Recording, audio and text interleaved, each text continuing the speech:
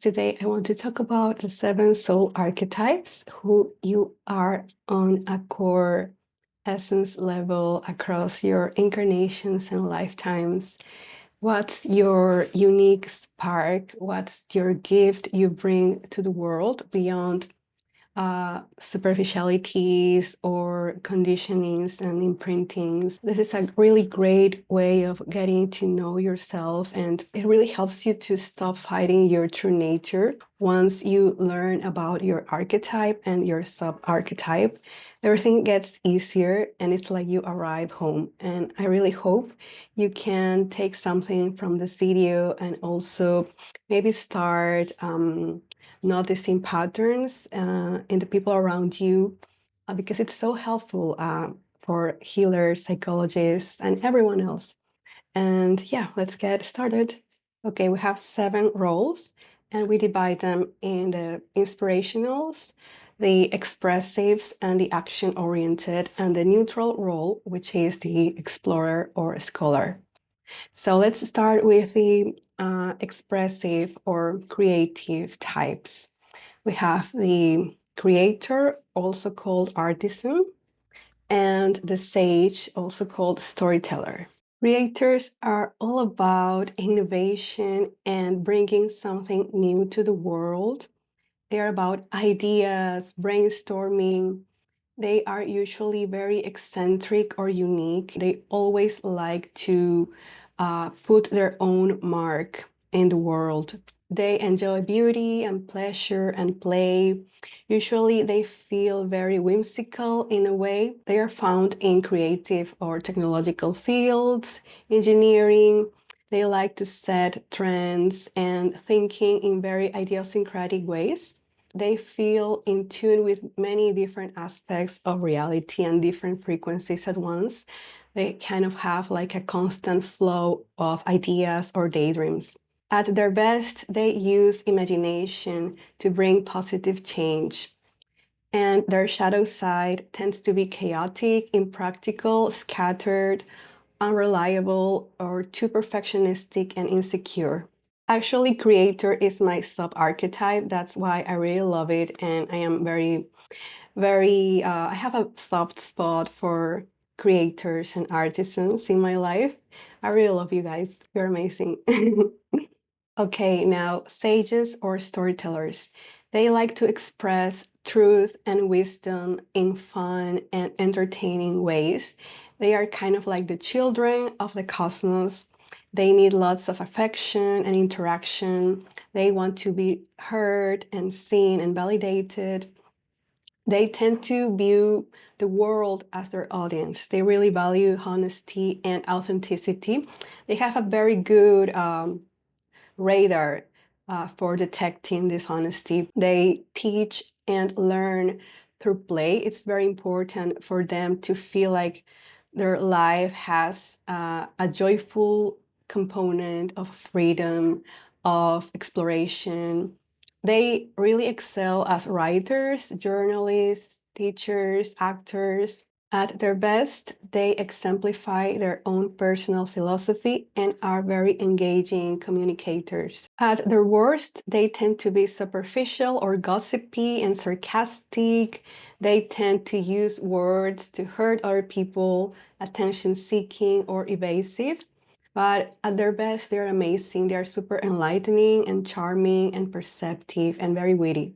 All right, we have talked about the expressive roles, which have this core component of expressing truth and uniqueness.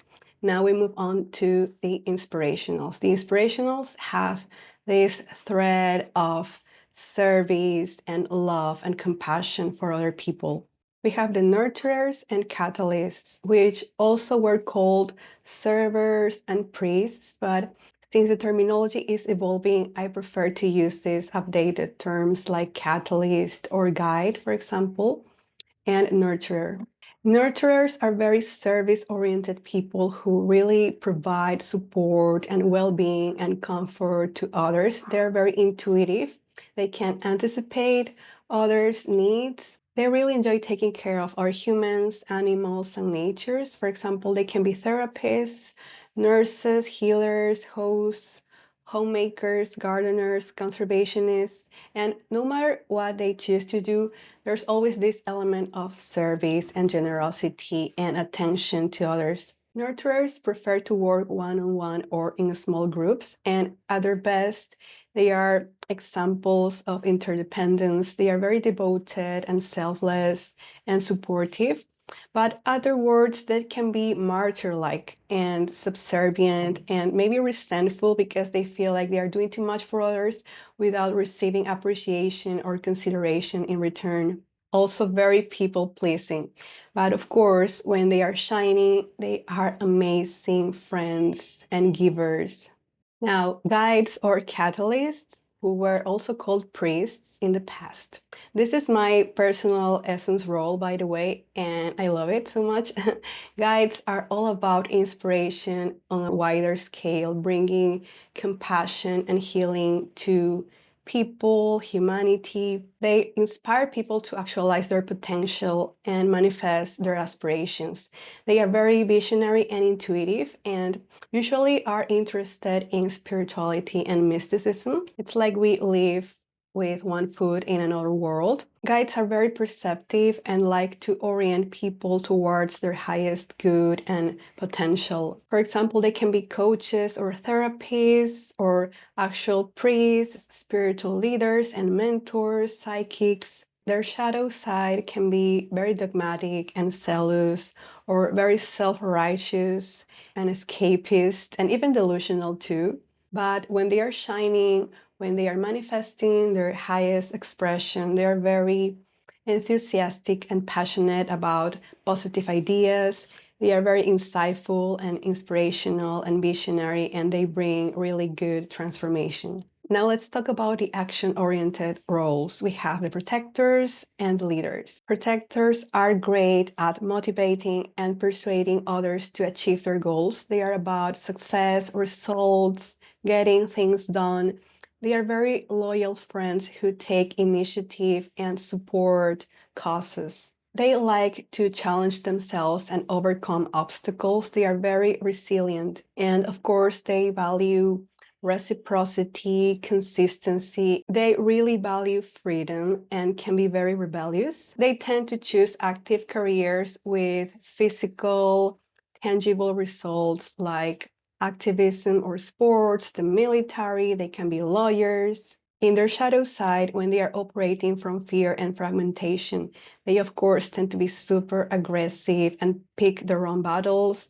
They bully people, they are domineering and ruthless. But when they are shining and manifesting their essence in their most positive expression, they are very loyal and courageous. They are your ride or die. They are super protective.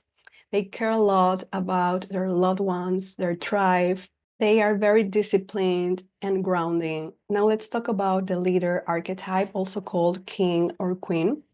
Leaders really value self-mastery, the art of directing themselves and directing others towards a common goal. They are great at organizing, supporting, and leading others, of course. They love working towards excellence and mastery in their areas of interest. They really like to carve their own path and help others excel in their own strengths, while guides tend to see the potential in others as something more energetic and emotional and inspirational, like how are you helping yourself and humanity evolve and heal and transform. Leaders do this, but in a results-oriented way, like what are you bringing to the collective in tangible terms, like your strengths, your capabilities. That's why they can be great philanthropists and patrons of talent.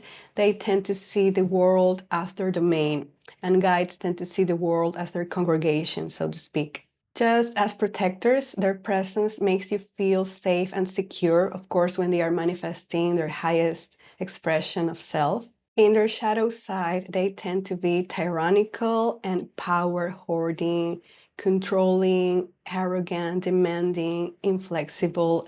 And we can see this in many political figures of the world right now. But when leaders shine, they just command loyalty and respect in a very gentle, and beautiful way. They are visionary and charismatic and responsible. They care about their people. They don't leave anyone behind. They are all about this, mutual support and advancement. We have talked about the expressives, the inspirationals, and the action-oriented. And now it's time for the explorers, also called the scholar essence role. They are like the sponge or energy hub of the other roles because they are all about immersion and absorption of knowledge, information, experience, facts, learning, wisdom. They are the most chameleon-like of all the roles, so they can relate to all of them in different ways. And they usually tend to express themselves on a day-to-day basis through their sub-archetype, which I'm going to talk about later. They really love anything that stimulates them mentally and emotionally. They really love to experience all sides of life, and they are living examples of immersion. On their shadow side, they can be too emotionally detached and pedantic, overly critical, indecisive, distant, and they may use the excuse of, oh, I see all sides, and they avoid making a choice, getting involved in something important. So they prefer to step back and do nothing. But when they are shining and offering their most aligned self to the world, they are very curious and analytical and wise and detail oriented. All right, those were the 7 essence roles. And now I want to make a small differentiation between your primary and your secondary archetype. As I said in the beginning, your essence role, your primary archetype, is your natural way of being, who you are at your essence, at your core, the way you really shine, the way people see you and say, oh, you are in your element, you are glowing, you are doing your best, you are expressing your highest potential, you look amazing, or this is where you need to be, you should be doing this, you have all this energy for this and this. That's who you are. And your sub-archetype would be the way you operate on a day-to-day basis, especially when you're alone or by yourself, or sometimes on autopilot. So this is like the clothes you wear. In my case, for example, I am a priest, but I operate as a creator, and I like to express my inspiration through creative ways like this, creating videos and sharing insights, being a bit whimsical and crazy and eccentric and cracking jokes, being funny. Like those ways I express my highest self.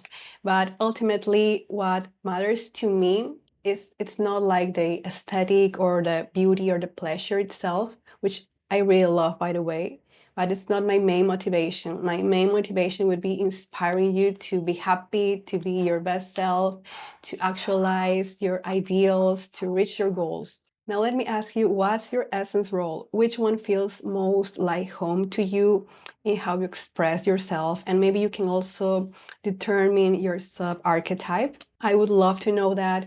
And maybe you can relate to some traits. It's okay if you don't relate to all of them, because there are other components in our soul blueprint, which I'm going to talk about in my next video. So please, if you enjoyed this one, give me a like and subscribe to my channel. Love you so much. Thank you for being here, and I'll see you next time. Bye.